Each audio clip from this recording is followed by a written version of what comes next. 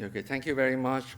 So I'm going to talk about the usage and application of Julia and SciML ecosystem in cardiac electrophysiology, in basic cardiac electrophysiology. And okay.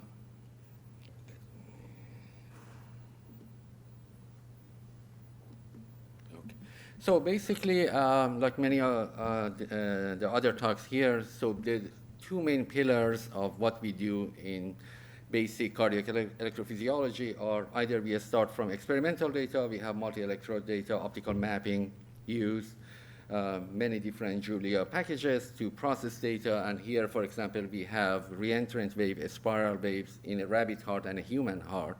Or on the other hand, we start from the cardiac models, which are mainly very complex Hodgkin-Huxley-like models, and then we use SciML toolkit, for example, to get the model into the Julia ecosystem, and then use differential equation and CUDA-GL and all the different packages to solve 1D, 2D, or 3D problems.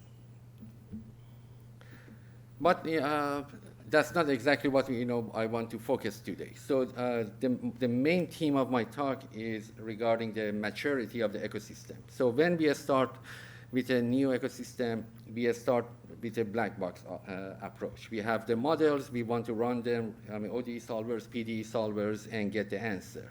Then we get into the second stage, which is fine-tuning the parameters. But there are other things we can do, and then as we use the models, we get into the situations that we have to fine-tune, and basically we need to interact deeply with the model's equation themselves. And the fourth thing is regarding machine learnings and big data. That is a separate talk. So today my focus is on the third problem, and that was kind of the problem we had and basically the solution we needed. And basically the problem was for the cardiac cells, we wanted to measure the phasic impedance of the membrane. So when the cardiac cell fires and generates action potentials, there is a change in the impedance because the ionic channels open and close, and they are essentially resistors. So we have a variable resistors.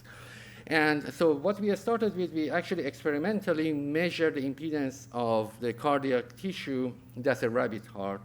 So basically, we had a rabbit heart, we put an electrode, we passed the sinusoidal current, and we look at the return voltage, and we measure the impedance. And as you say, so the black graphs, B and D, are the impedance.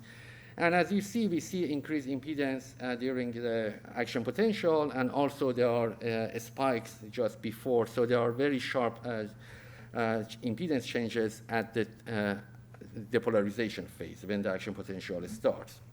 But our problem was the impedance changes are 1 or 2 ohms from a base of few hundred ohms, so basically less than 1%, and we wanted to make sure what we are seeing is real. So that's where we got into the modeling. And like the previous talk, so our base models are the Hodgkin-Huxley-like models. So we have ionic channels, and for this project, what it was important for us was a generic Hodgkin-Huxley model. Okay, basically, our state variables are transmembrane voltage, gating variables, and the gating variables and transmembrane voltage follow kind of a sets of ODEs. The important thing is for the gating variables, basically the ODE depends only on the transmembrane voltage and the value of the same gating variables, not any other state variable. So how to calculate the impedance of a membrane from an ionic current, basically from the model. So first, we talk about admittance, which is the inverse of the impedance. It's easier here. So basically, the two first components are easy. So one is the Ohm's law, one is the capacitance. That's kind of very basic. But when we talk about the membranes, whether in neurophysiology or cardiac electrophysiology, we have other terms. And the reason there are all these terms is because we are measuring the impedance of the ion channels, which are voltage dependent, by passing a current. So we are actually changing the impedance by the act of measurement. It's a little bit like the Heisenberg uncertainty principle, that you are changing the measured by the act of measurement. So to basically account for that, we have to add all those terms. And the pseudo-inductance is well known in neurophysiology. It's not something that is well developed in cardiac electrophysiology. But the important thing from our standpoint is that we need to calculate that function. We need to basically calculate the partial derivative of a function of the state variables with respect to other state variables. So when we do a global analysis, sensitivity analysis, we are measuring the partial derivatives of state variables with respect to the parameters of the model. Here, actually, we are measuring with respect to the other state variables. So how can we basically measure, partial derivatives? So, numerically, these days probably we don't do that often. When we start doing this project back in 2018, 2019, actually we use dual numbers, dual complex numbers. That's a very interesting, side note, but not the topic of this talk.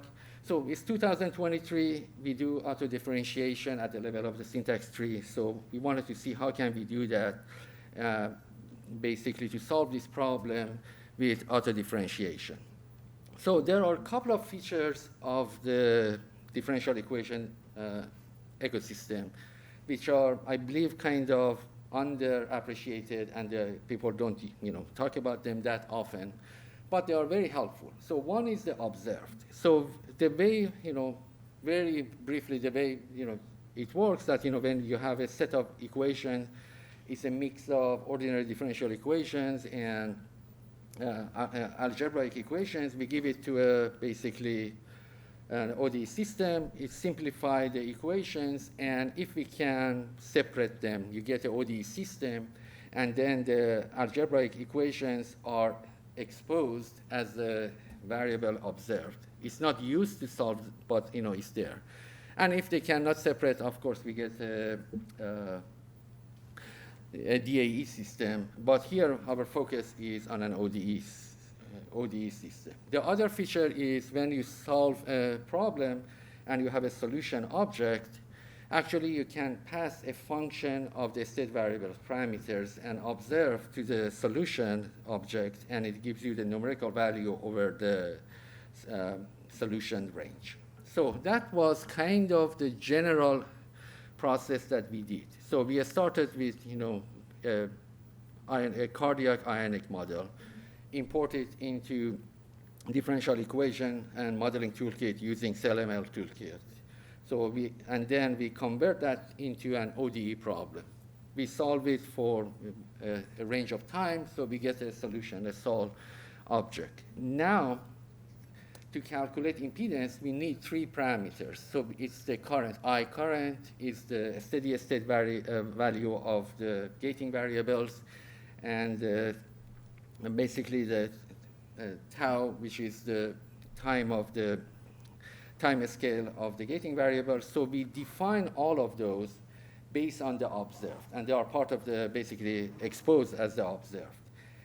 Then that's kind of the tricky part, that we have to remove the observed from those because we want to do symbolic differentiation. So that's a repetitive substitution of the observed into this equation. So in the end, we can basically represent those I, Fi, and tau I in terms of only the state variables. When we have them, then we can symbolically differentiate them with respect to whichever variable we need to, and then we pass that to solve, get the numerical value, and then we substitute everything in the big equations, and we can get the impedance. So that's what we have. So the two panels on the left are the actual experimental data. And the one on the right is when we run the model, we see actually what the impedance changes throughout the action potential. And then on B down, so what we have done is basically we downsample to 10 milliseconds, essentially like the experimental, and we see that we can reproduce the deep and dome pattern that we observe experimentally. And basically that increased our confidence that what we observe experimentally, which is essentially at the margin of what we could detect, is a real, and there were real impedance signal. So in conclusion, basically it seems that Julia SciML ecosystem has evolved a lot, it's matured, and we are at the stage that we are beyond just solving ODE, PDE problems. Now we can interact with the models in a much more detailed, and basically there are tools available to us to interact with the model, change things. I mean, if we need to, differentiate one of the observed, that's all available to us. And these are things that, are very helpful in the next step, that it is data assimilation, parameters, fine-tuning, system discovery, and all those sort of things, or as the case was for us in calculation of derived quantities.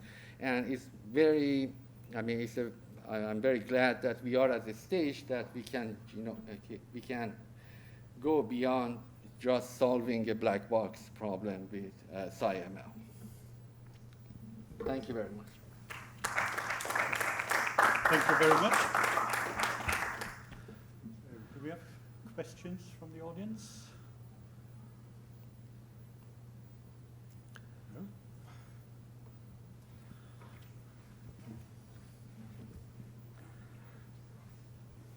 Thank you. So you said you use automatic differentiation. I presume these kind of ionic channels have events, kind of discrete events in them that are driven by if a certain concentration gets greater than this occurs. And they're kind of discontinuous events. So how did you handle the discontinuities in these types of models? Yes, so basically, when we just forward solve it, so the forward pass is just a regular solve. After that, we don't need to differentiate the whole thing. So we just need to differentiate variables which are important for the calculation of the impedance, and they don't have discontinuity. Because the idea is that the impedance is frequency dependent, and the way it works that in the big equation, there are certain, so basically here we have to calculate partial derivatives of current with the voltage, which is just the basic admittance. And then there are these two variables, and they generally they don't have discontinuity. No, brilliant, thank you. Thank you. Any more questions?